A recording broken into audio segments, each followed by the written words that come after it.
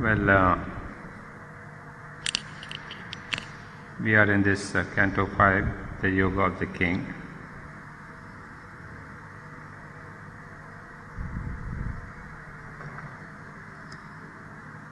Last class we spent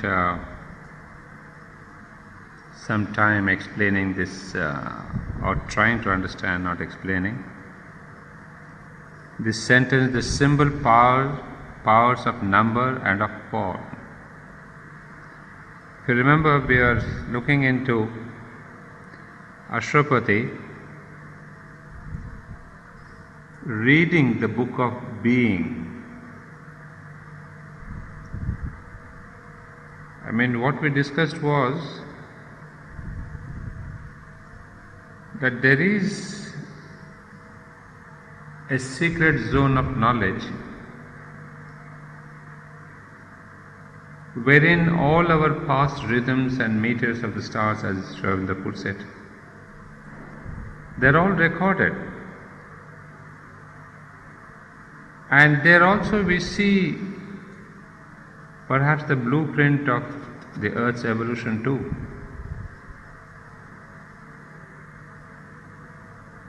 And there's a long description of this book of being, where there's a glossary of the Vedic truth and the rhythms of the stars and significance of the movements of our fate and the powers of numbers and form, etc. Basically, what Ashwapati is trying to do, I guess, is on the first page, what we have seen is he is liberating himself from the habits of the body and the mind, so that he can reach higher levels of consciousness. Because his attempt now, after this canto, as all of us would know, after going beyond the level of the mind, he would now take up the ascent to levels beyond the mind. That's what comes next, is the book 2, the world stare. So in this canto, what we would encounter is that Ashwapati is climbing up to that highest level of consciousness, from where he can take a leap into the levels beyond mind. So all this is an attempt for going beyond the mind, and there he comes across a zone of where it says all the secrets are there. So we'll take up from there. And I think I stopped at this line, and nature's correspondence with the soul are written in the mystic heart of life. So all the secrets are there, and Ashwapati gets the chance to have a peep into that, into those secrets. In the glow of the spirit's room of memories, he could recover the luminous marginal notes, dotting with light the crabbed ambiguous scroll, rescue the preamble and the saving clause of the dark agreement by which all is ruled, that rises from material nature's sleep to clothe the everlasting in new shapes. Well, he is telling us what is there in the secret book. In the glow of the spirit's room of memories, all this he calls as the room of memories, what Ashwapati could see was this luminous marginal notes, just as we make marginal notes in our book, So he could see all these marginal notes, dotting with light the crabbed. You can see the impact that all this entire scroll is really crammed with the secrets. One cannot read that, one cannot really understand, it's very ambiguous. But luckily there are these notes on the margin notes. And these are shining, luminous. And therefore he says, with the help of those marginal notes, Ashwapati is able to understand, unravel the secrets, rescue the preamble and the saving clause. There's a preamble, for every document, the legal document or a big scroll. We have first a preamble, a couple of paragraphs telling us about the essence of the whole document. So he reads the preamble, and also there is a saving clause. Now that's an interesting thing, saving clause, because you see, because that saving clause phrase is linked up with the next one. There are rules and regulations of that agreement, and there are some clauses which can be understood and by the help of which Ashwapati is able to decipher. Now what we have to understand is, what is that scroll? It is a scroll of the dark agreement by which all is ruled. Now we can say that there is this agreement, as he puts it in the next line, the nature and the everlasting, that means the nature and spirit. So there is an agreement between Prakriti and Purusha, nature and spirit. But what is that agreement? It is to clothe the everlasting in new shapes. That means the spirit is telling nature to bring out each time new forms, so that the spirit can actually live in that, occupy that form for its own evolution. Now what do we understand, if I can add a little bit of explanation? You see, when evolution began, first there was only the matter, all of us know, material forms. But the spirit occupied, lived in that. But that was a form that could not move, that could not react, that could not evolve, that could not breathe. So nature brought out another form, like the plants and the trees. So the spirit says, now I have got a better form, which is mobile, which can breathe, which can be sensitive. So like that, nature provides at every evolutionary stage the corresponding form. And basically it is this theory that applies to Sri Aurobindo's philosophy of the transformation of the body. You see, he is not just trying to give us a foreknowledge that the body will be transformed. Why? Why should the body be transformed? This is a perfect instrument for the mind, for the mental consciousness. But now that the supramental consciousness has come, it is seeking a new form. So that is the necessity of having a new form, which the mother tried to really have the first attempt at. So the body, now usually it has happened, body came first, the consciousness came later.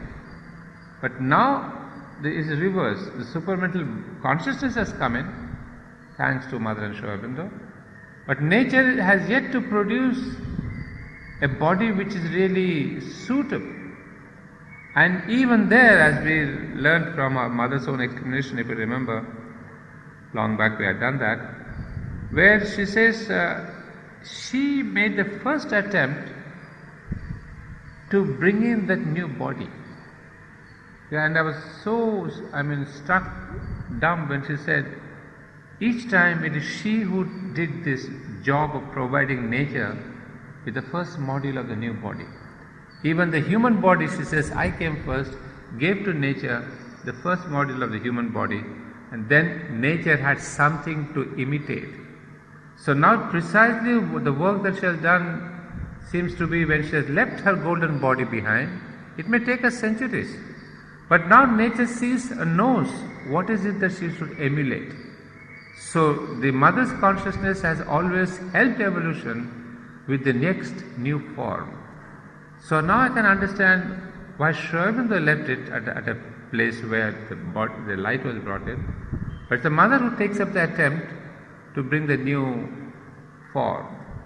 So in this line I can understand here that there is always, that nature is asked to, gives new forms to the everlasting. Everlasting, you can see the E capital, that is of course the Supreme Consciousness. But one word that goes unanswered is, why is that agreement dark? You see, he calls it of the dark agreement. Well, if I can understand the agreement of this bringing forth of these new forms is full of ignorance, suffering and pain. So it's not a smooth walkover saying from one form to the other in joy and bliss you go. There is this negative aspect of we have to go through this suffering and pain in all these bodies. So that is the dark element in that agreement.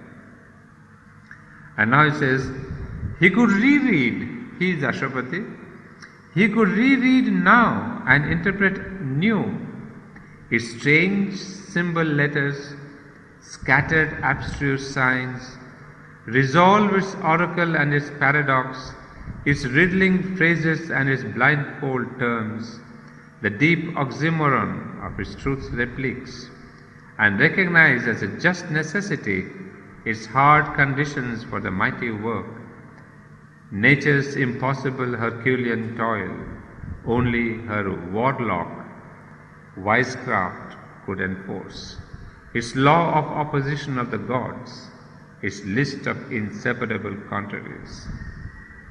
This has a lot of difficult ideas. Let's try to understand that. He says now Ashwapati could reread what? The document or that book of being. And what are the things he sees? He could interpret new, strange symbols, scattered abstruse signs. Obviously we are told already that it's difficult to understand that book, that document, that ambiguous scroll. But he is trying to read with the help of the notes, marginal notes, and resolve its oracle and its paradox, because there are lots of things that seem paradoxical, is not so easy understanding. And of course this resolve its oracle, all of us know this famous word oracle, it was there in the Greeks. So oracle is that voice of the deity which tells you the next future. So the kings and the priests would go to the temple of Apollo, I think, if I'm not wrong, and ask the deity what would happen. So oracle would be the foreseeing of your next future. So all these oracles also he has seen, he tries to understand them, his riddling phrases and his blindfold terms, the deep oxymorons of the truth's repliques. You know, oxymoron, your literature tells you, using two opposite words. It's a literary style when we say true, when we say we can give an oxymoron, falsely true. You use the word false and true. So it is a kind of putting two opposite words together to emphasize the meaning. It may not have a meaning of itself. Falsely true, but how can there be a falsely true? So that's the literary style where he says again it hides the meaning more than it reveals. So Ashwapati is having a tough time to have this riddling phrases, oxymoron, truth repliques, and recognize as a just necessity its hard conditions for the mighty work. Well, here he sees now that in nature does not leave us so easily for any progress. It has hard conditions, and we'll see what are those hard conditions. One of them is this: nature's impossible Herculean toil only her warlock wisecraft could enforce. You see, there are all these hidden paradoxes, oxymorons, secrets of nature, which are very difficult to be deciphered. Unless one gets the warlock wisecraft. I was a bit surprised to see the word warlock. I had heard the word wedlock, but not warlock. Well, warlock is magic. So he says, unless we have access to the magic of nature, that means the secrets of nature, no common man can really read all these inner, deeper secrets of nature. Well, I was reading this, I thought maybe, does it refer to what the mother was really searching for, the secret of life, the key of life, when she was in Algeria, she was looking for the secret of life. So maybe this kind of a secret that she too was hunting for, that what are the inner secrets of life. So it says it's very difficult, we have the oxymorons, etc. And its law of opposition of the gods. Now that's something interesting. What is nature's law of the opposition of the gods?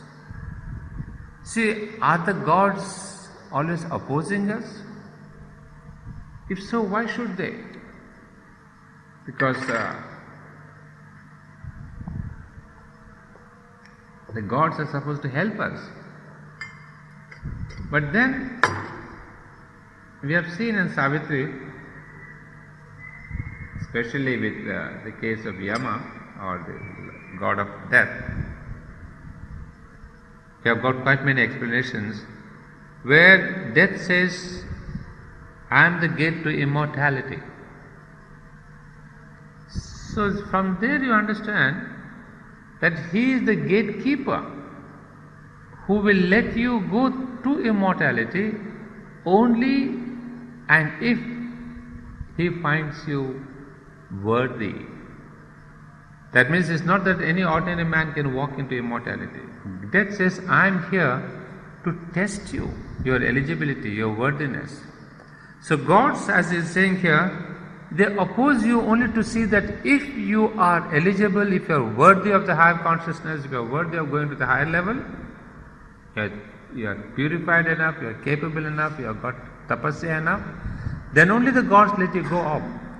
That is one of the rules in your book 2, when you see all these different states of the world. At each level, at each edge of the world, if I can say, there is a guardian there who is letting the people to the next stage only on seeing that you are perfectly suitable. So that way, they are the opposition of the gods. There is the opposition of the gods. And now the most intriguing sentence was this: its list of inseparable contraries. Now that nature has got a list of inseparable contraries. What is that? That there are contraries in our nature? They are inseparable. And here we see Ashwapati trying to understand the why of this inseparable contraries. Well, as again I take recourse to the mother, and I remembered something faintly, so I looked it up, and there I have an answer from her. It's an extremely interesting reading I found here. This is on page 117 of Mother's volume number 4. Yeah, if I do not have time, it's the longest passage, I have 2 or 3 passages. Please do read them back home, because it really applies to all of us very much. So this is on page 117, volume 4 of the Mother's works. I'm starting a little before the real passage that I would like to read out. There's a question answer session. This was in 1951, but the question raised is from what the mother said in 1929. Imagine that, after almost 30 years. Mother, you say, I give my will to the divine. Mother is telling, you say, I give my will to the divine. Let the divine will work it out for me. Your will must continue to act steadily, not in the way of choosing a particular action or demanding a particular object, but as an ardent aspiration concentrated upon the end to be achieved. Well, this is the quote from Mother's answers in 1929. And now the mother is commenting on this. And it is there we have the solution of the problem. You can at every minute make the gift of your will in an aspiration. And an aspiration which formulates itself very simply, not just Lord, thy will be done, but grant that I may do as well as I can the best thing to do. You see, this is a very important thing, because A lot of Aurobindonians have taken to this style of saying, oh, let the mother's will be done, let her will be done, and I'm nobody. I mean, there are plenty of people who have taken to this mantra, it is the mother's will that is happening, let her will happen. But the mother has given the other mantra saying, no, more than that, pray that grant that I may do as well as I can the best thing to do. You may not know at every moment what is the best thing to do, not how to do it. But you can place your will at the disposal of the divine to do the best possible, the best thing possible. You will see it will have marvelous results. Do this with consciousness, sincerity, and perseverance, and you will find yourself getting along with gigantic strides. It's like that, isn't it? One must do things with all the ardor of one's soul, with all the strength of one's will, do at every moment the best possible, the best thing possible. What others do is not your concern. This is something I shall never be able to repeat to you often enough. Never say, so and so does not do this, so and so does something else, that one does what he should not do. All this is not your concern. You have been put upon earth in a physical body with a definite aim, which is to make this body as conscious as possible. Make it the most perfect and most conscious instrument of the divine. He has given you a certain amount of substance and of matter in all the domains, mental, vital, and physical, in proportion to what He expects from you. And all the circumstances around you are also in proportion to what He expects of you.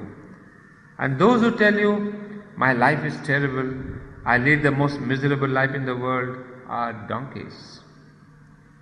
Everyone has a life appropriate to his total development. Everyone has experiences which help him in his total development. And everyone has difficulties which help him in his total realization. Now this is a para that reflects what Savitri says.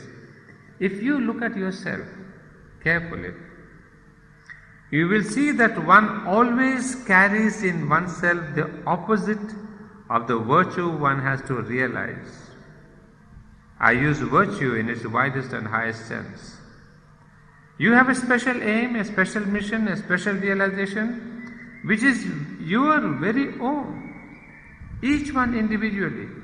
And you carry in yourself all the obstacles necessary to make your realization perfect. This is what we say, these contraries, the inseparable contraries, are what you ought to do and the problems and the difficulties that you have, that are inseparable. Always you will see that within you the shadow and the light are equal. You have an ability, you have also the negation of the ability. But if you discover a very black hole, a thick shadow, be sure there is somewhere in you a great light. It is up to you to know how to use the one to realize the other. This is a fact very little spoken about, but one of capital importance. And if you observe carefully, you will see that it is always thus with everyone. This leads us to statements which are paradoxical but absolutely true. For instance, that the greatest thief can be the most honest man. This is not to encourage you to steal, of course. And the greatest liar can be the most truthful person. So do not despair if you find in yourself the greatest weakness, for perhaps it is a sign of the greatest divine strength. Do not say, I am like that, I can't be otherwise. It's not true. You are like that because precisely you ought to be the opposite. And all your difficulties are there just that you may learn to transform them into the truth they are hiding. Once you have understood this, many worries come to an end and you are happy, very happy. If one finds one has very black holes, one says, this shows I can rise very high. If the abyss is very deep, I can climb very high. It's the same from the universal point of view. To use the Hindu terminology so familiar to you, is the greatest asuras who are the greatest beings of light. And the day these asuras are converted, they will be the supreme beings of the creation. This is not to encourage you to be asuric, but it's like that. This will widen your minds a little and help you to free yourself from those ideas of opposing good and evil. For if you abide in that category, there is no hope. In the world, if the world was not essentially the opposite of what it has become, there would be no hope. For the whole is so black and so deep, and the inconscience so complete, that if this were not the sign of the total consciousness, well, there would be nothing more to do but pack up one's kit and go away. Men like Shankara, who did not see much further than the end of their nose, said that the world was not worth the trouble of living in, for it was impossible, that it was better to treat it as an illusion and go away. There was nothing to be done with it. I tell you, on the contrary, that is because the world is very bad, very dark, very ugly, very unconscious, full of misery and suffering, that it can become the supreme beauty, the supreme light, the supreme consciousness, and supreme felicity. So you see, both on the universal level it's the same thing, the opposites are always there, the inseparable opposites are shown in the call, and even in the individual human being. There's a couple of more lines. When I told you just a while ago that you must aspire with a great ardor to do the best possible, at every moment the best thing possible, you could have asked me, that's all very well, but how to know? Well, it is not necessary to know. If you take this attitude with sincerity, you will know at each moment what you have to do. And it is this which is so wonderful. According to your sincerity, the inspiration is more and more precise, more and more exact. That was one class in 1951. And I have a similar thing, another in the same 51, but I'll come to that a little later. This one is a little more philosophic, but again Mother talking on the same lines.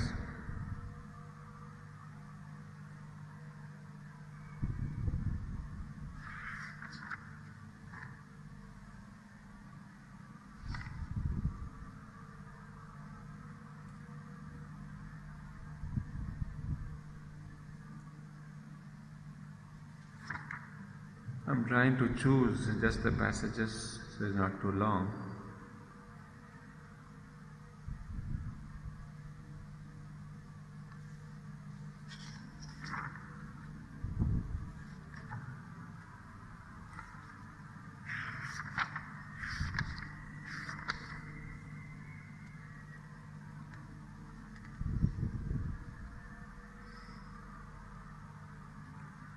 Yeah.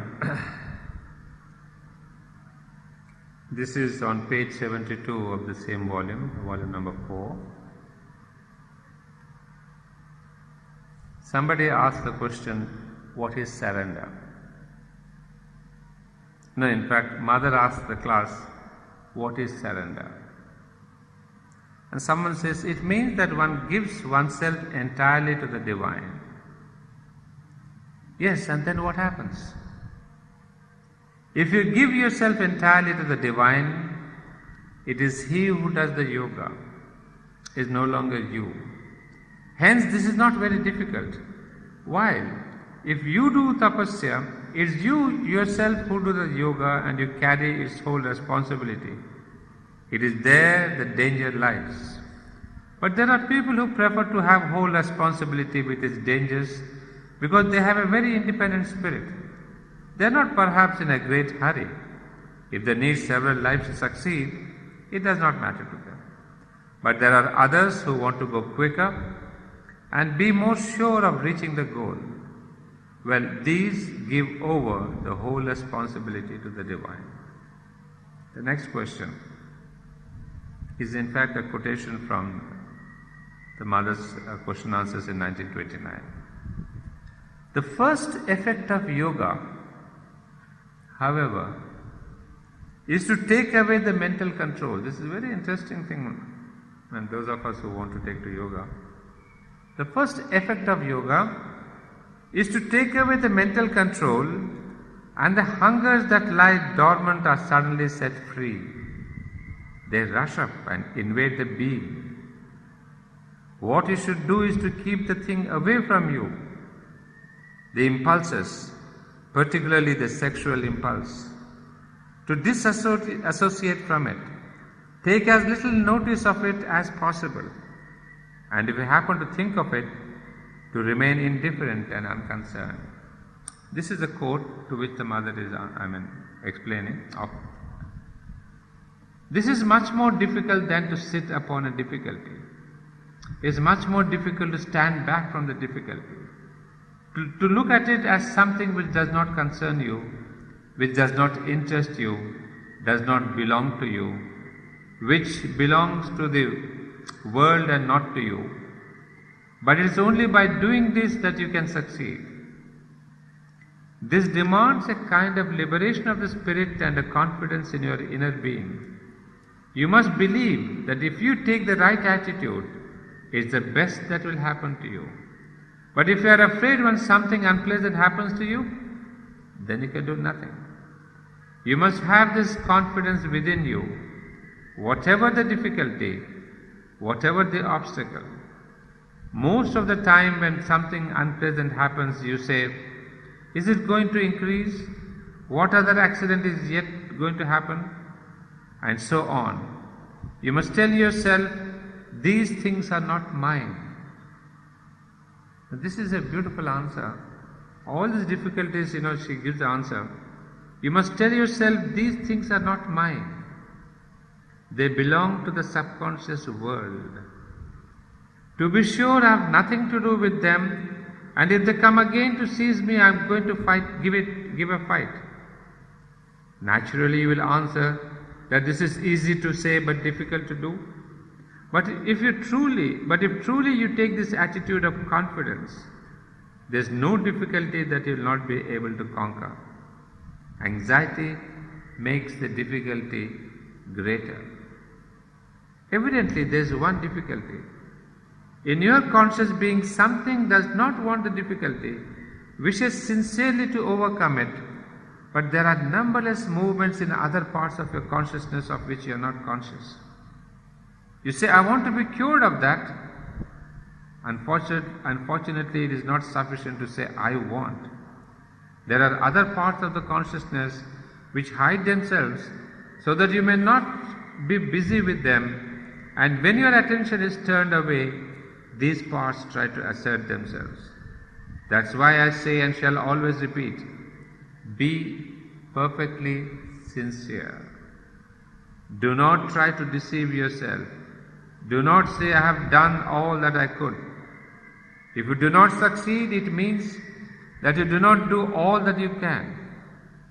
For if you truly do all that you can, you will surely succeed. If you have any defect which you want to get rid of, and which still persists, and you say, I have done all that I could, you may be sure that you have not done all that you should have. If you had, you would have triumphed. For the difficulties that come to you are exactly in proportion to your strength. Nothing can happen to you which does not belong to your consciousness. And all that belongs to your consciousness, you are able to master. The same inseparable contradicts. So all the difficulties are there in proportion to your strength to conquer them. It's only how do we choose, what do we choose? In our sincerity, do we want to conquer them? Even if there may be one part of your being wants to conquer them, but there are other parts of the being which hide themselves and they do not come up. They will come up only when you're a little weak, and they'll pull you down. Even the things and suggestions that come from outside can touch you only in proportion to the consent of your consciousness, and you are made to be the master of your consciousness. If you say, I have done all that I could, and in spite of everything the thing continues, so I give up, you may be already sure that you have not done what you could. When an error persists in spite of everything, it means that something hidden in your being springs up suddenly like a jack in the box and takes the helm of your life. Hence, there is only one thing to do. It's to go hunting for all the little dark corners which lie hidden in you. And if you put just a tiny spark of goodwill on this darkness, it will yield, will vanish. And what appeared to you impossible will become not only possible, practicable, but it will have been done. You can in this way, in 1 minute, get rid of a difficulty which would have harassed you for years. I absolutely assure you of it.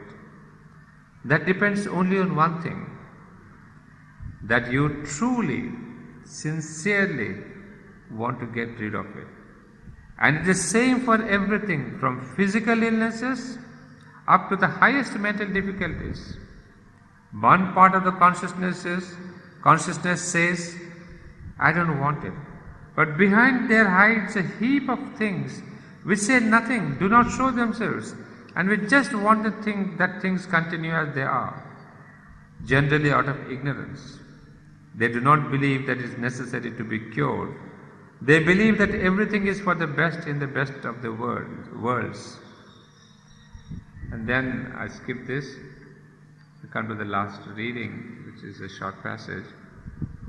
This is on page 44 of the same volume. I'm just concentrating on those portions where Mother is bringing out this inseparable contraries. The difficulty, the darkness is always there in proportion to the light that is there, in proportion to your consciousness, in proportion to your possibility of overcoming them. Now here there's a passage,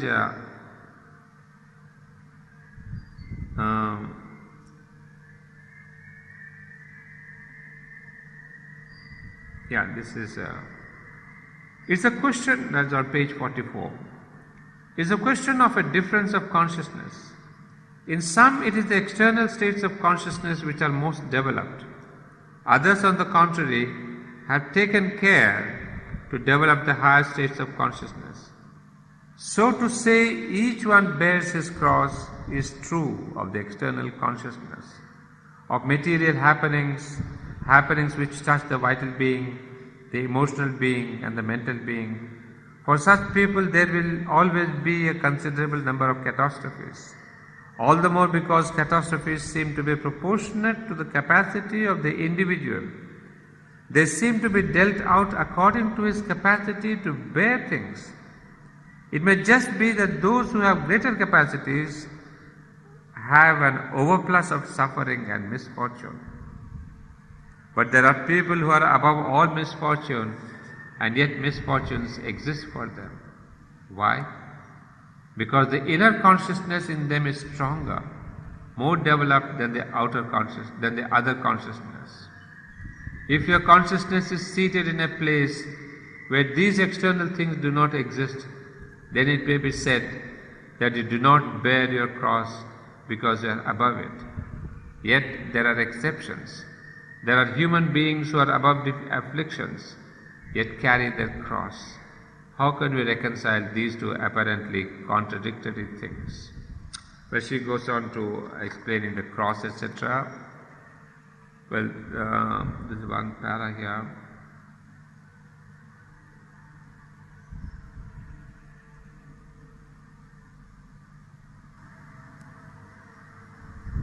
Well, one para, towards the end on page 47, there is a para, I'd like to finish with that.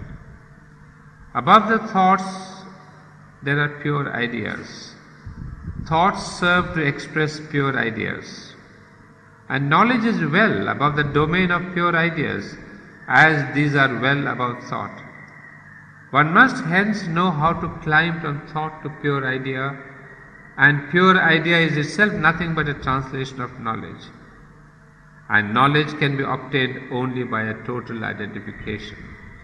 So when you put yourself in your small human mentality, the mentality of the physical consciousness which is at work all the time, which looks at everything, judges everything from the height of its derisive superiority, which says, that is bad, it should not be like that. You are sure to be always mistaken without exception. The best is to keep silent and look well at things, and little by little you make notes within yourself and keep the record without pronouncing any judgment.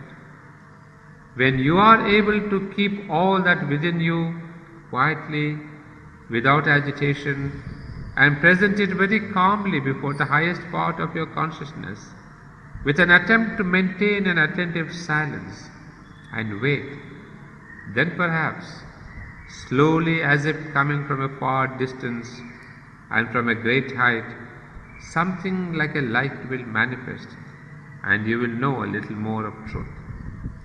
But as long as you excite your thoughts and cut them up into little bits, you will never know anything. I shall repeat this to you 100 times if necessary, but I can assure you that so long as you are not convinced of this, you will never come out of your ignorance. This question of, our habit of saying this is bad and that's bad and this is good and that's bad. So you can see the mother's really strong reaction. The best is to keep silent and look well at things, and little by little you make notes within yourself and keep the record without pronouncing any judgment. There was another one recently. I was taking a workshop in Nainital. I'd come across one of the advisors where she says, like she has said here, to keep silent, look well at things. This is the Sakshi Purusha, the witness self. So she says, there also she said the same thing. Try to be a witness self to the events. Don't jump into the events and participate in that. Don't flow with the Prakriti. Don't flow with the events. So she says, get back, as she's saying here, keep silent and look well at things. And little by little you make notes within yourself and keep the record without pronouncing any judgment. You say, this is bad or that is bad, he is good or he is wrong. So don't give any judgment. You absorb, you just witness. And then she says, after that, from a distance or a great height, something like a light will manifest and you will know a little more the truth. So what I was trying to understand here, if you can guess, these contradictions of judgment. I mean, we pass our judgments so glibly and without hardly any analysis. And even if there's an analysis, the mind always takes black or white, takes sides. So one of the things I see to go beyond mind or beyond the mental consciousness is not to make judgments, not to give it a kind of a voice. Because the moment you can imagine you have given it a voice, you have taken a side.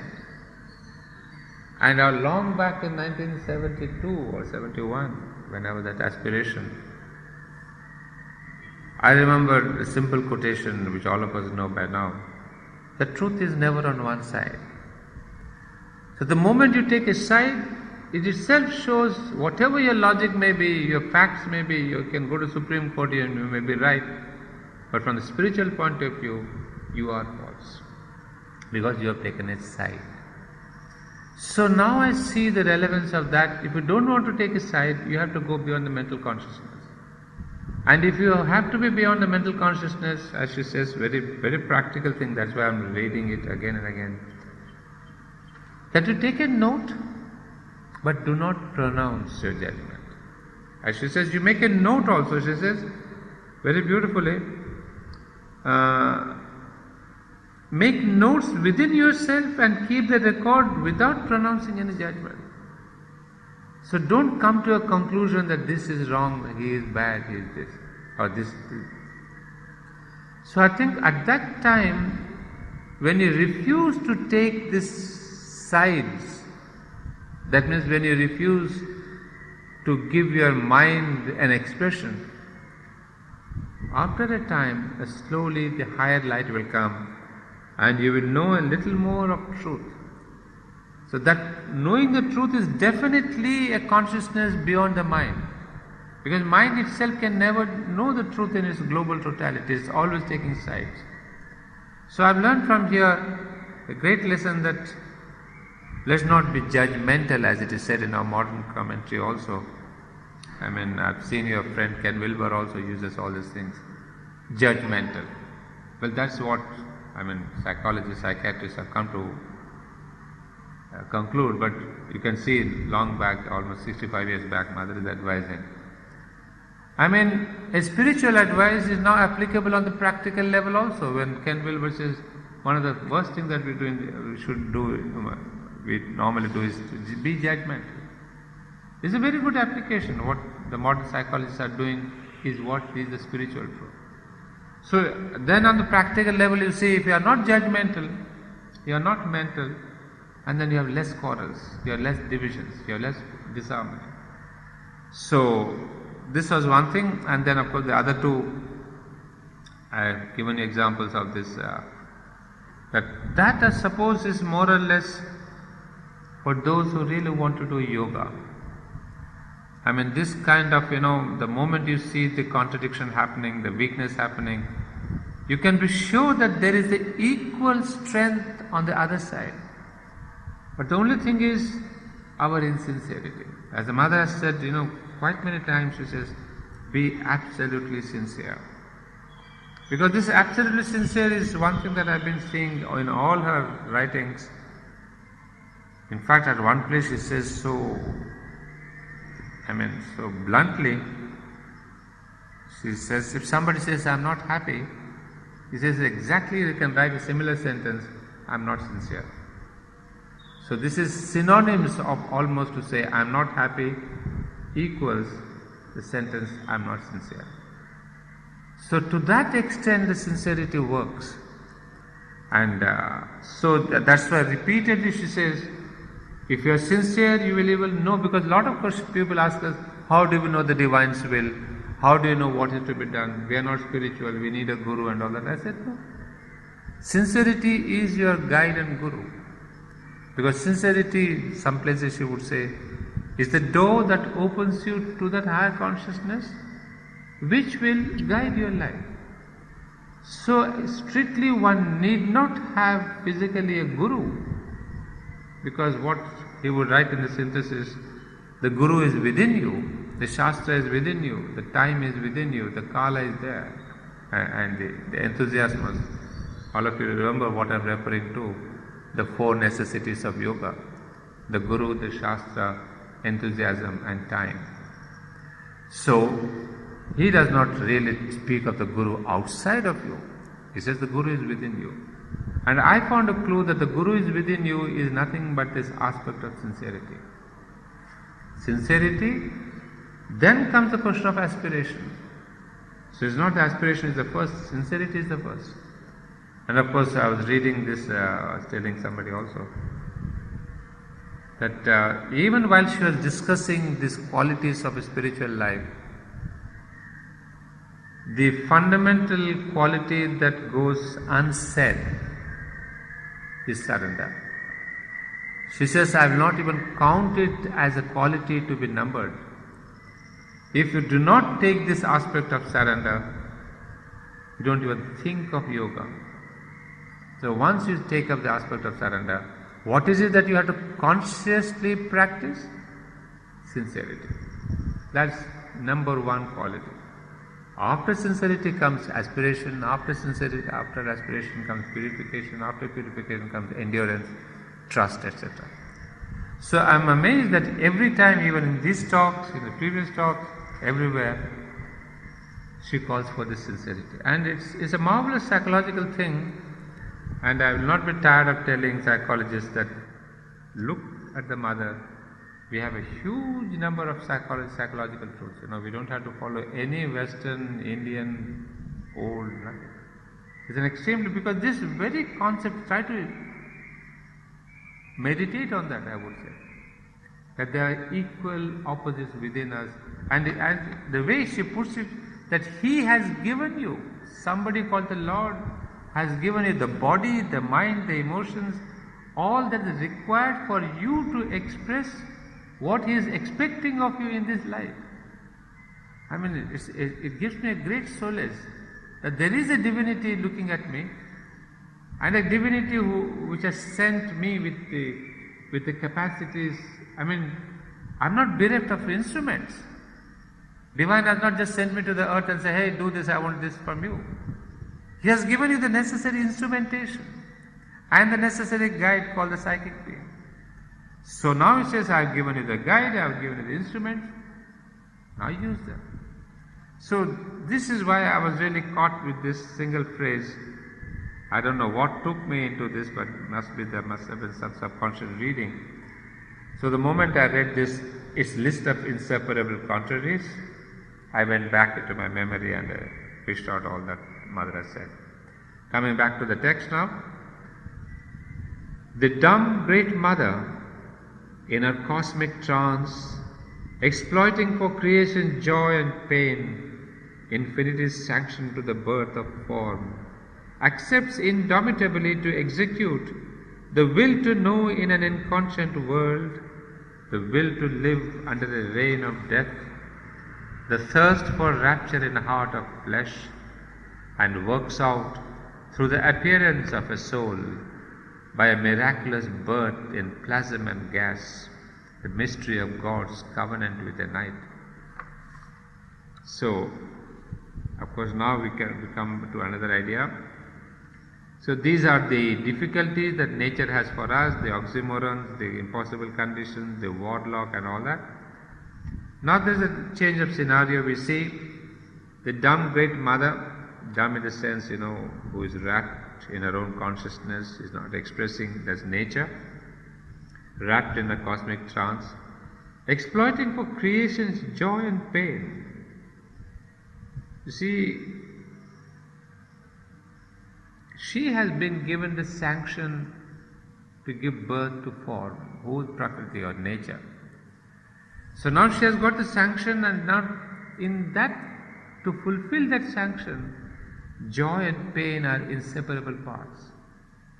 I mean, at this level at least, not in the future. So at this level it says, joy and pain are part of it, infinity's sanction to the birth of form, accepts indomitably to execute the will to know in an inconscient world. You see, now these next 4 lines are very beautiful in the sense that nature chooses